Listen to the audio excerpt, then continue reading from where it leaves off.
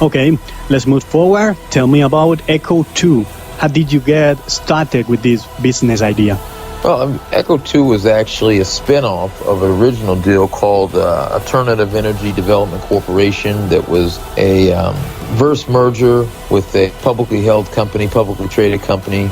This was back in 2009. I was an advisor to a venture capital group that we would put together these deals with these, business ideas of early stage companies. We met a guy, or I should say I met a guy, and I introduced him to the group of investors and the committee.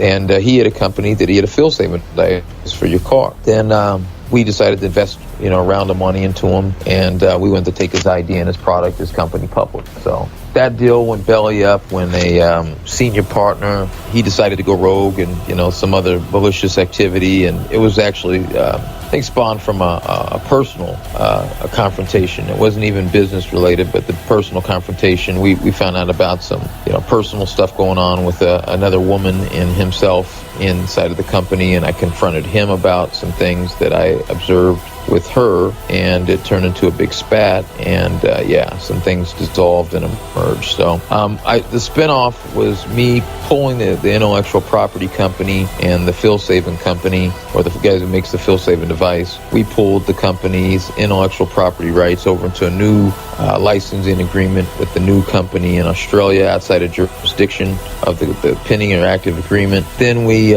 kept it moving. So and then we got into another opportunity to where I could raise money on the stock market with this fuel-saving device, but we changed the name of everything. I didn't want to keep the same names or anything like that. We've registered our own trademarks.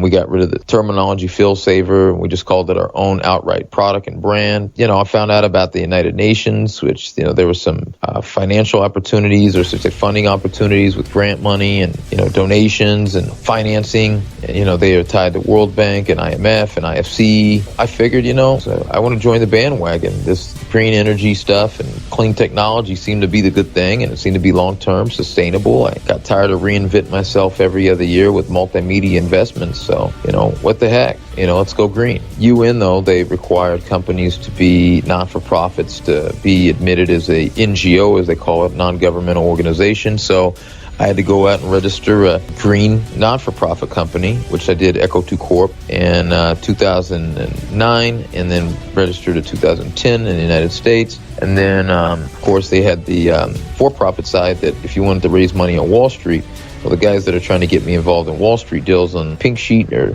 Bulletin Board Company, reverse merger acquisition, they want a for-profit company, can't do it with the non-profit company. So that's where, DBS came about. And DBS was just a shelf company that I bought from a business associate of mine in Florida. He had a whole bunch of, Delaware and, Florida companies. And I'd buy them and just save them for different investment opportunities or holdings. If we were going to do a deal, we had a company. So that's how Eco 2 came about. And then, we kept one for the Wall Street matters and the potential stock deal. That was, the for-profit company that adopted the Eco 2 brand and trademark and rights. And then we have the Eco 2 Corp, which is the nonprofit company that possesses the Eco 2 rights, and they're the nonprofit that is, registered with the Civil Society organization, or CSO.net, NGO branch at the United Nations. So sorry if that sounds a little, long-winded and complicated, but just all practical purposes, clear the air there. Eco 2 wasn't something that I just thunk up last night. Eco 2 is probably the whole fuel saving and go green. I've made a decision that I was involved in the go green business